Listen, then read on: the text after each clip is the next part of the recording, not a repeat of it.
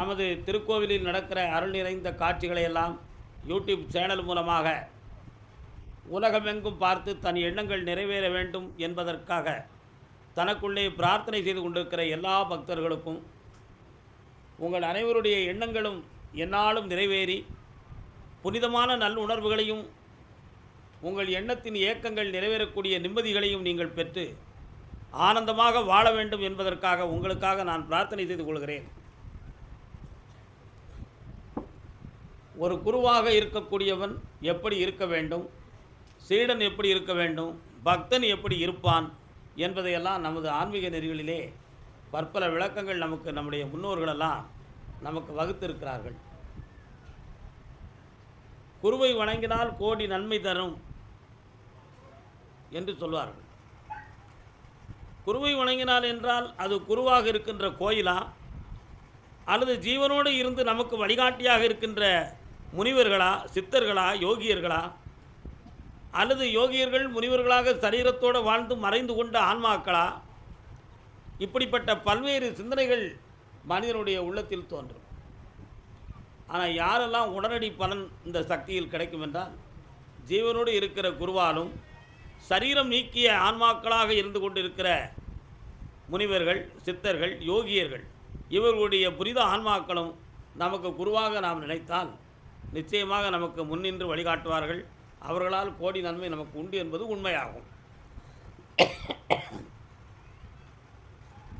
அந்த கோடி நன்மை என்பது என்ன? கோடி கோடியான நன்மையா? இல்லை. கோடி என்றால் முடிவு. பட்டினத்தார் சொல்வார் பார்த்தீங்களா, ஏற்றி கிடக்கும் 7 கோடி மந்திரம் என்ன கண்டாய். கோடினா முடிவுன்னு அர்த்தம். நாம, நமக, ஸ்வாஹா, ஸ்வா, இப்படி புரோகிதம் படித்த உங்களுக்கு தெரியும். 7 வகையான முடிவுகளை கொண்டது தான் நம்முடைய வேதங்களில் மந்திரங்களாக இருக்குது.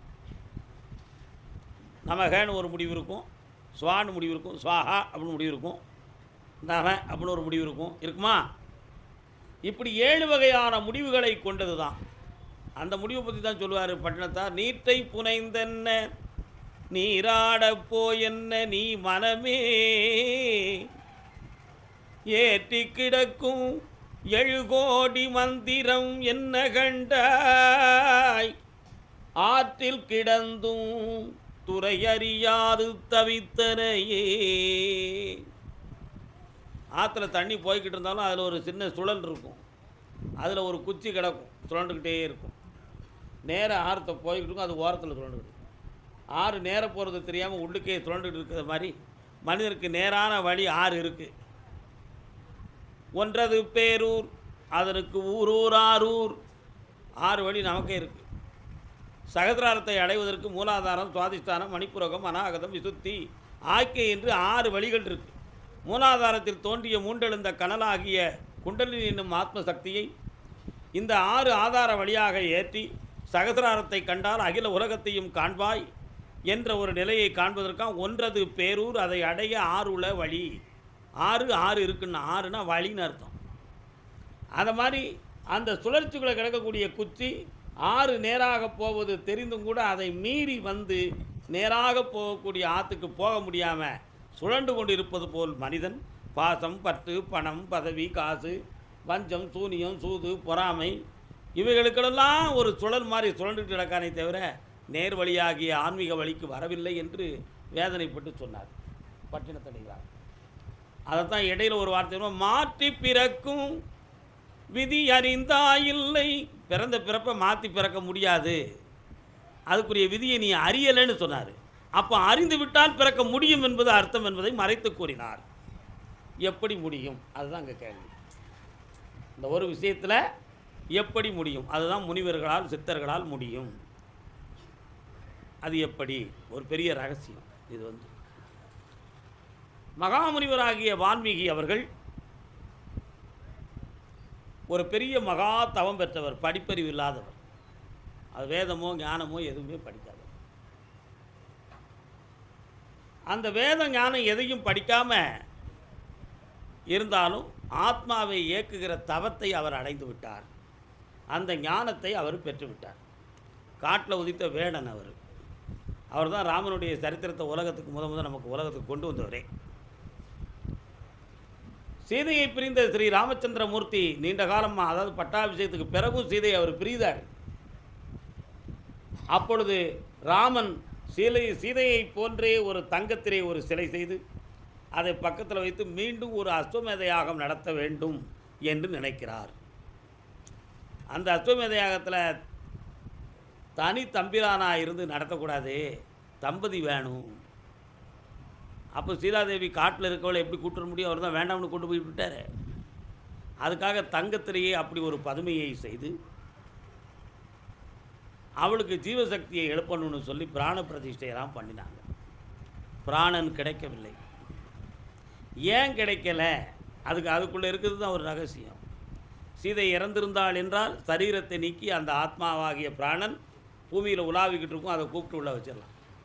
அவன் தான் ஜீவனோடு இருக்கிறாளே, எப்படி அந்த ஆன்மாவை எடுக்க முடியுமா? முடியாது. ஆனால் இவங்க அதை செய்துக்கிட்டு இருந்தாங்க. இதை அறிந்த வால்மீகி சீதாதேவியை தூங்க வைத்தார் தன் தவசக்தியால். தூங்க வைத்து அப்படி தன்னுடைய கரங்களில் இருக்கக்கூடிய கரண்யாச சக்திகளை வைத்து அவளுடைய ஜீவகாந்த உயிர் சக்தியை எழுப்பினார். சரீரம் அங்கேயே படுத்துருந்துச்சு. அந்த உயிரை மட்டும் அப்படியே அயோத்தி மாநகரத்துக்கு அனுப்பி சீதையாக உருவெடுத்திருக்கிற அந்த தங்க பதுமை சிலையிலே பிரதின்மை கொடுத்து அவள் உருவமாரியே மாயையில் காட்சி கொடுத்துருச்சு ஸ்ரீராமருக்கு. சீதா சீதா சீதான்னு பார்த்து அந்த பதுமையை போய் பார்த்தார்.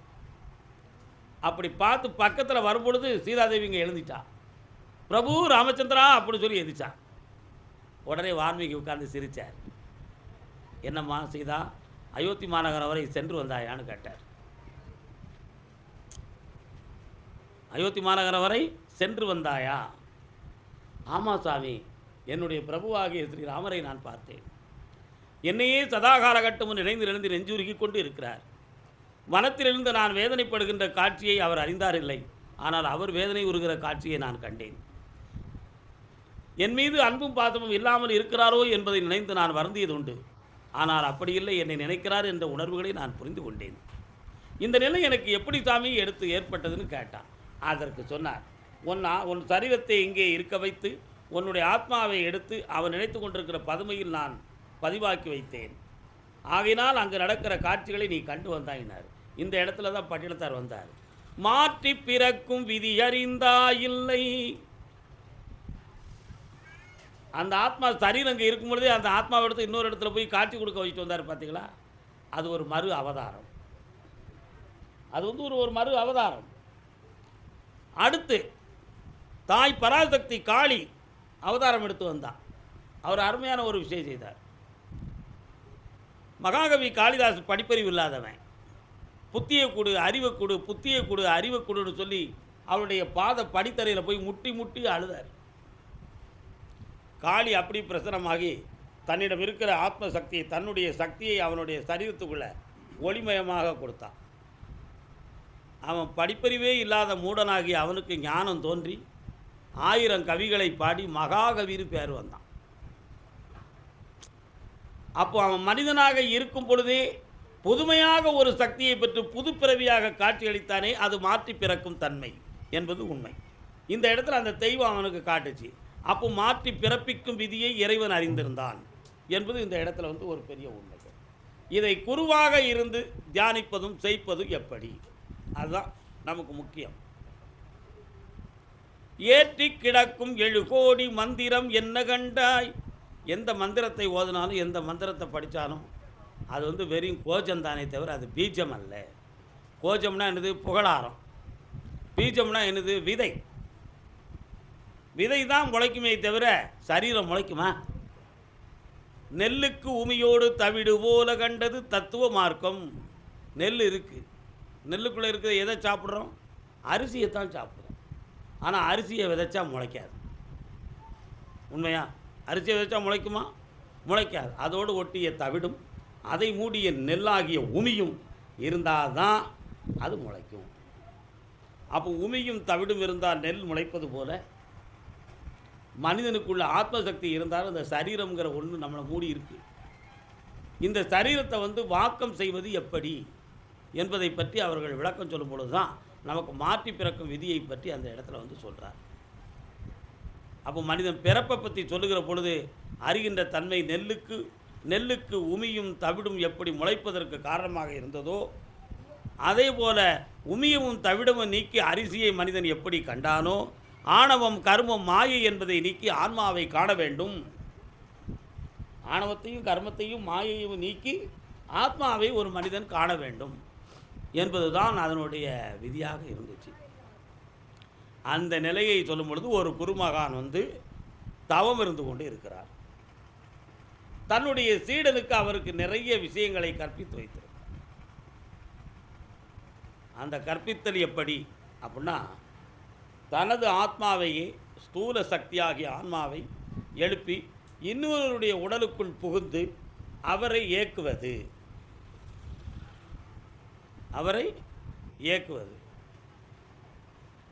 அந்த இயக்குகிற சக்தி எப்படிப்பட்டது என்பதை விளக்கும் பொழுதுதான் ஒரு தெளிவு கிடைக்கும்.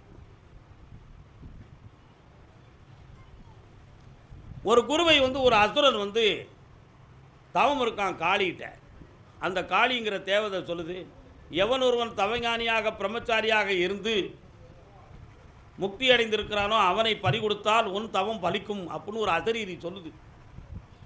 உடனே அசுரன் ஒரு தவஞானியை தேடி வந்துக்கிட்டு இருக்கான். அப்பொழுது ஒரு குரு ஒருத்தர் தவம் இருந்து கொண்டு இருக்கிறார். இவரை கொண்டு போய் நம்ம பலி கொடுத்துருவோம்.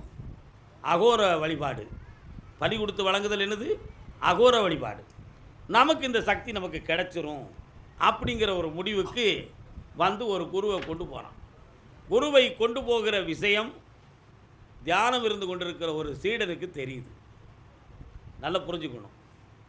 நம்ம குருநாதர் இருக்க இடத்த விட்டு எங்கேயோ போகிறார, யாராலோ அழைத்து செல்லப்படுகிறாரு, ஏதோ ஒரு தப்பு நடக்க போகிறது நமக்கு தெரிகிறதுங்கிறத அந்த சீடன் நினைஞ்சான், தன்னுடைய ஆத்ம சக்தியால் புரிந்துக்கிட்டான். அப்படி புரியக்கூடிய நேரம் அற்புதமான ஒரு சூழ்நிலை நடந்துச்சு. குரு என்ன செய்தார்னா, இவங்க நம்மளை வெட்ட போகிறாங்க, இந்த நேரத்தில் நம்முடைய சீடனுக்கு நம்முடைய ஆத்மாவை கொடுத்தோம்னா அவன் பலமாக எழுந்திரிச்சு வந்துடுவான்னு சொல்லி அப்படி உட்காந்துட்டு என்ன செஞ்சார்னா, வெட்டுறதுக்கு முன்னால் தன்னுடைய ஆத்ம சக்தியை நேர தன்னுடைய சிஷியனுடைய உடம்புக்குள்ளே கொண்டு போய் புகுத்திட்டார். சீடன் அப்படியே அங்கிருந்து வீரமாக எழுந்து வந்து அவனுடைய ஆத்மசக்தி இவருடைய ஆத்மசக்தி இரண்டையும் ஒன்றரை கலந்து அசுரர்களை புறம் அழிச்சிட்டான். குருமகான் காப்பாற்றப்பட்டார், அசுரர்கள் அழிக்கப்பட்டார். அதற்கு பிறகு சீடனுடைய சரீரத்திலிருந்து அந்த உயிர் குருவுடைய சரீரத்துக்கு வந்து இயங்குச்சு. இதற்கு பேர் தான் மாற்றி பிறப்பித்தல் என்பது பொருளாகும்.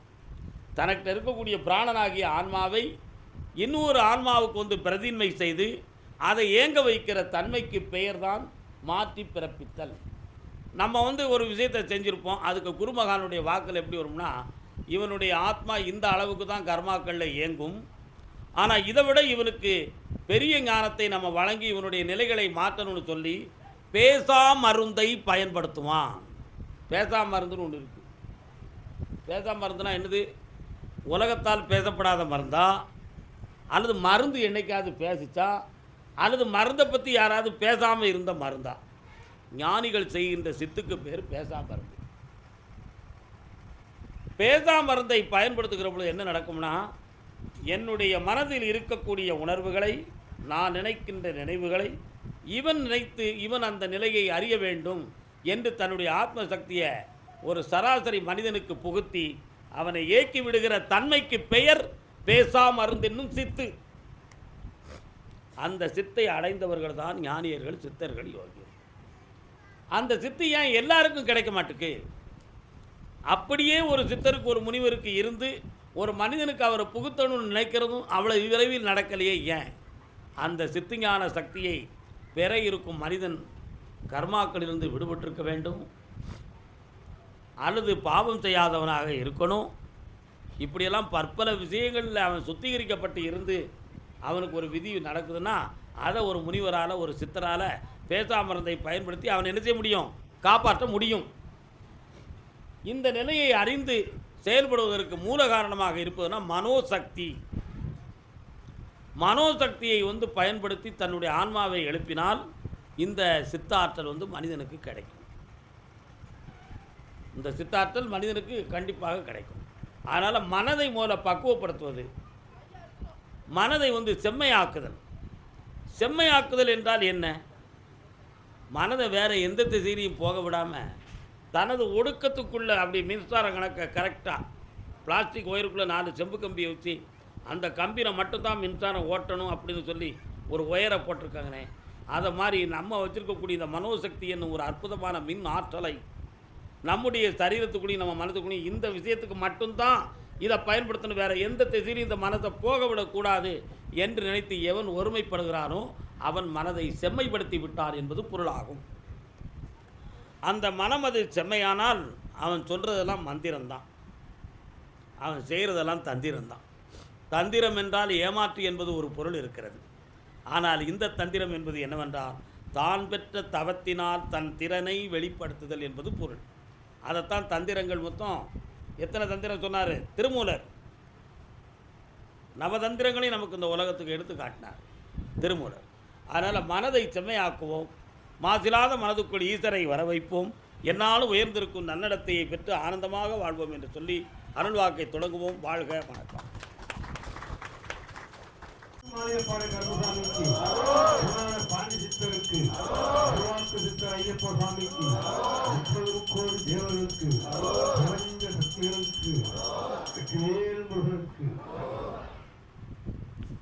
மாளிகைப்பாறை கருப்பசாமி மயில்வாகனத்திற்கு முருகா வேலவா, என் குருநாதரே பாண்டி சித்தரே, என்னோடு தவழுகின்ற மகா முனிவர்களே, சித்தர்களே, யோகியர்களே, கருப்பசாமி உன்னை எங்கிருந்து நினைத்தாலும் எப்பொழுது அழைத்தாலும் அடியேனுக்கு காட்சி தந்து அருள் கொடுத்து வாக்கு கொடுப்பேன் என்று சத்தியமானால் வந்திறங்கி சொன்ன வாக்கு நடக்கும்படி கட்டளையிட்டு என்னை கூப்பிட சொல்லணும்ப்பா.